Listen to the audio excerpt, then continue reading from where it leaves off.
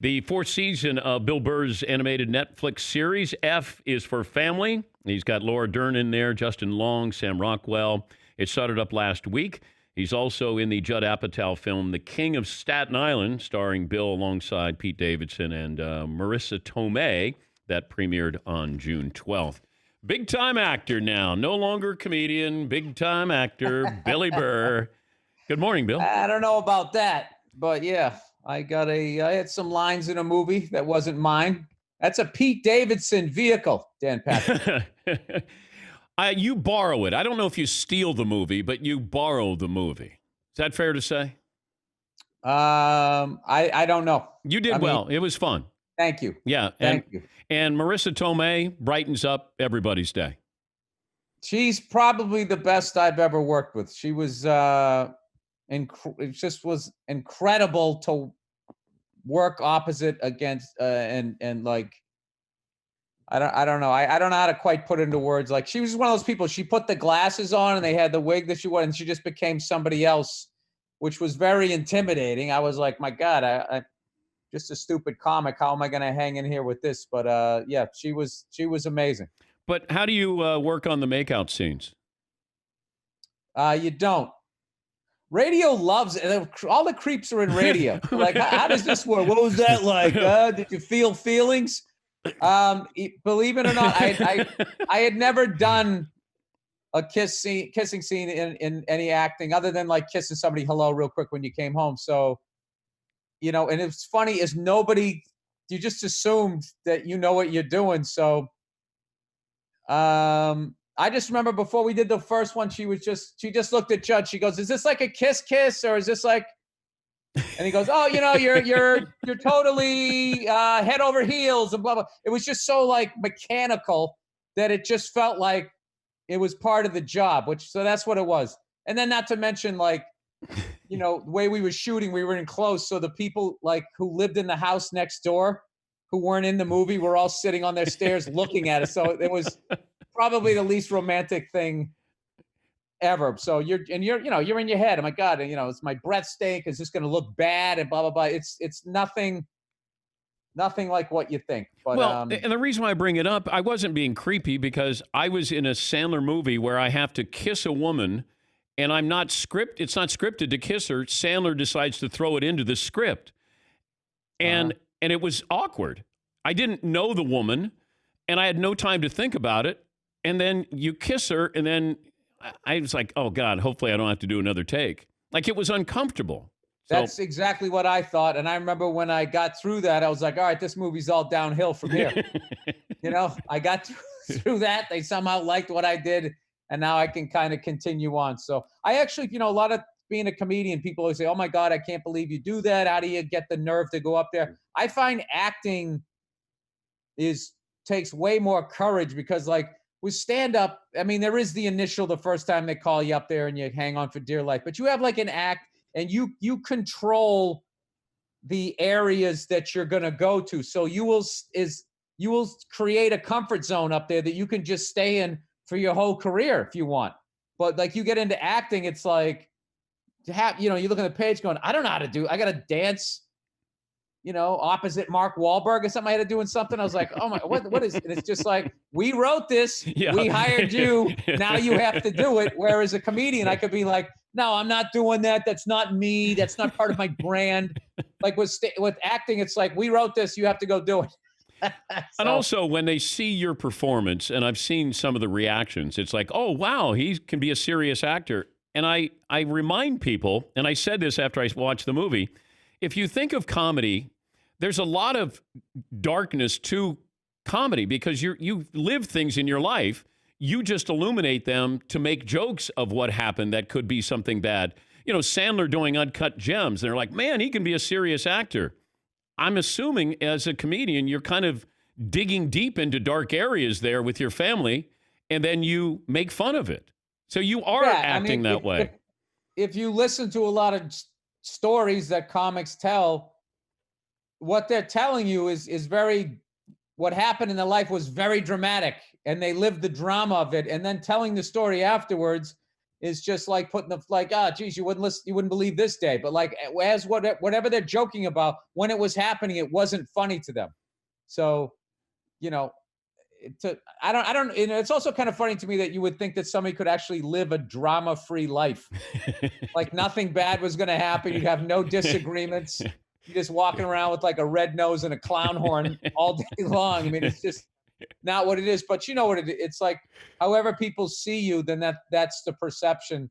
I mean, before I became a comedian, I thought comedians were the coolest people in the world. That all they did was just go around joking around all day, making you laugh every 8 seconds. You know, that thing that a lot of people in the club, the crowd do when they come up to you, like, wow, you're like really mellow. Wow, you're not like how it's like, do you think I was going to be that guy screaming around and jumping up and down? Like, how long would that be interesting? When I had Judd Apatow on last week, I said, can you guys, the reason why comedians hang out with comedians is you probably don't suffer fools. And if you're with, like, you know, Jimmy next door, he's going to try too hard to make you laugh. So is that why comedians hang out with each other? Well, I think just juxtaposition where we are. We probably, you know, you get to know your coworkers, you hang out with them and stuff. And my thing, as long as somebody's cool or whatever, like I can hang out with them. And I know that I don't want to sit around and talk about my job after I'm done doing it. The same way a plumber, I don't want to sit there and be like, so like, when you get a busted radiator, well, he doesn't want to sit there and talk about that. So I usually, whoever I hang out with, I try to, they're into sports. That's what's great about sports is you can steer it. You know, I remember the first time I did your show. We went to a break and I brought up some sports analogy or something like that. And you just looked over at me and you went like, these are the thoughts that consume your world. And I was like, oh my God, I just did that to him. What is the last thing Dan Patrick wants to talk about during a break of a sports show? More sports. And I did it. So we're all guilty of it. Oh, I know, but people will do that. They'll go, here, let me give you a sports analogy. Like, I couldn't understand something unless there's a sports analogy that they have to dumb it down for me to go, oh, okay, now I get it. Yeah, I wanted your approval that I was officially a sports fan. What do So you... with comedians, people want your approval, I guess, that they're funny or, you know, but I don't know. I find most part people are pretty cool. We're talking to Bill Burr. The movie is The King of Staten Island, and Pete Davidson. It's a Judd Apatow film. Also, F is for Family. That stars Bill and Laura Dern, the fourth season of the animated Netflix series. What sport are you missing the most right now? That's a tough one. I would say the last 2 months was playoff hockey. Yeah. And now I just kind of like, I'm more in like just baseball. I guess I miss baseball. I got excited to see some stuff about the NFL. I mean, I don't know how this works when, you know, you have a pandemic and the fire isn't put out yet. And then all right, we're going to go out now and get the fire going again. I'd be honest with you, I don't understand why we have all this money to bail out banks, but we don't have an additional fund to just get everybody tested. You know who has it, you know who doesn't. Whoever has it stays home and everybody else can go to work so they don't lose their house or their business. You would think, I mean, I know it's a behemoth trying to run a country. I said that like I've ever done it, but you know, I know it's not that simple, but I hope I heard New York is like getting tested is getting a lot easier, which was the first positive news I've heard in a while. So hopefully, I don't know. I just don't want to see people go broke. Why don't you stick to the jokes here, Bill, okay? Did I get over my pay grade there? Do you remember, what was it?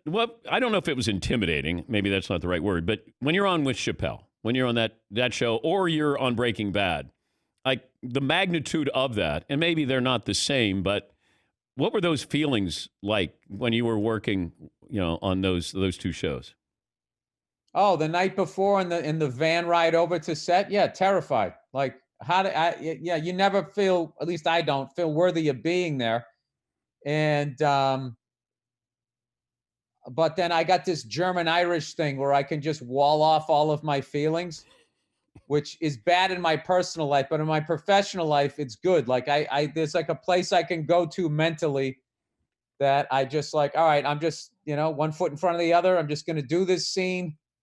People want you to, you know, they want it to go well. And then it's like afterwards, like the level of relief that I have, you know, after if I would do stand up on Letterman and it went well, just the level of relief.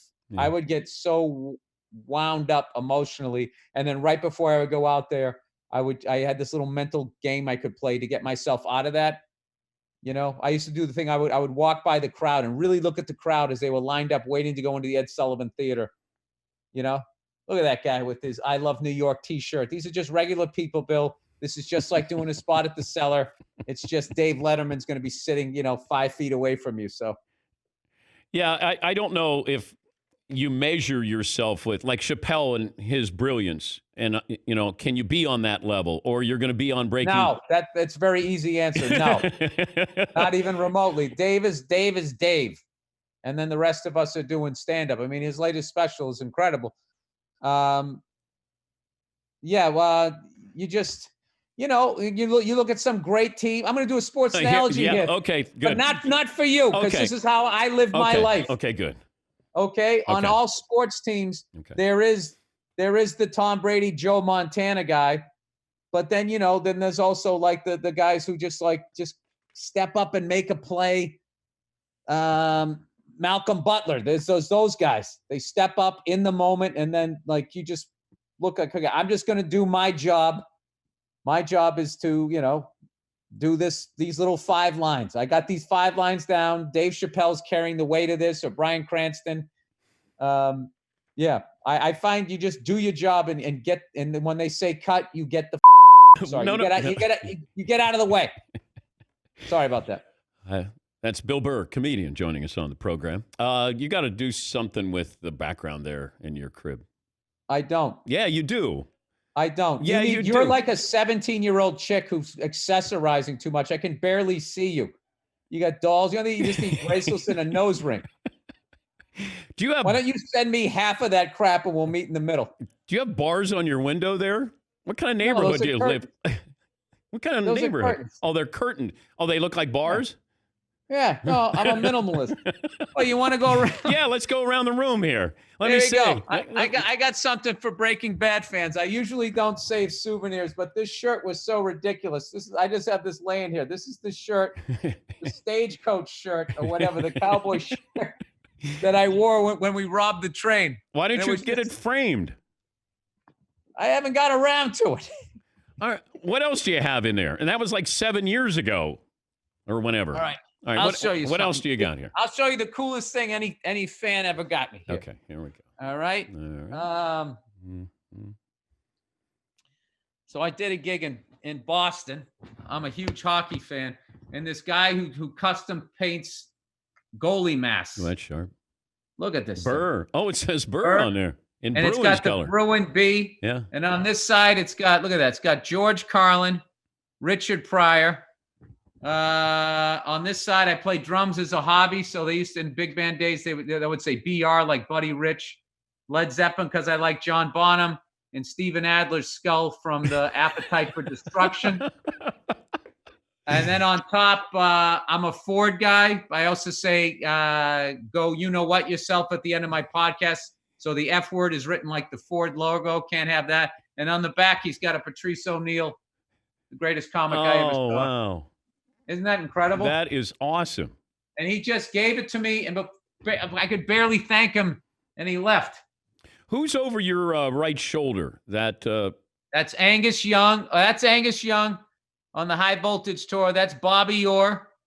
And down there, that's at the Comedy Store with Dana Carvey, Norm Macdonald, and David Spade. 3 of my huge comedy heroes. That was my favorite cast of SNL. And one night we were all down there. I think it was David Spade's show. And he put me on in the main room, Comedy Store, back when you could do stand-up comedy in front of human beings. And, we went down there. It just so happened that there was a photographer down there, and he snapped that picture. And that is my favorite, other than my close friends that I started with. If you told me that I was going to get to work with any of them in any capacity, I would have been, over the moon. Don't get sentimental. I mean, once again, stick to the jokes here, Bill. You're getting heavy. Hey, listen, can you stop taking your emotionally, your childhood out on me? I'm sorry you weren't hugged as a child, Dan. I have things and I enjoy things. Why are you hiding so much on your own show? That's what I want. Like, if I was a therapist, this is a very guarded set that you have, all of this stuff. Do you need to prove to people that you're that loved that they send you all these dolls? Yes. Yeah. But I got a commercial break here. Up against a break. Up against a commercial break. Golly, I'd love to spend a That lot is the best way to diffuse when somebody's coming at you. You disagree with them. Yeah. What do you do that because you're insecure? Yes, I do. Yes, I am. I'm all of the above. Absolutely. Hey, congrats on the film, and love the mustache. Looked hot, and we both have one thing in common. We both made out with Marissa Tomei. Well, there you go.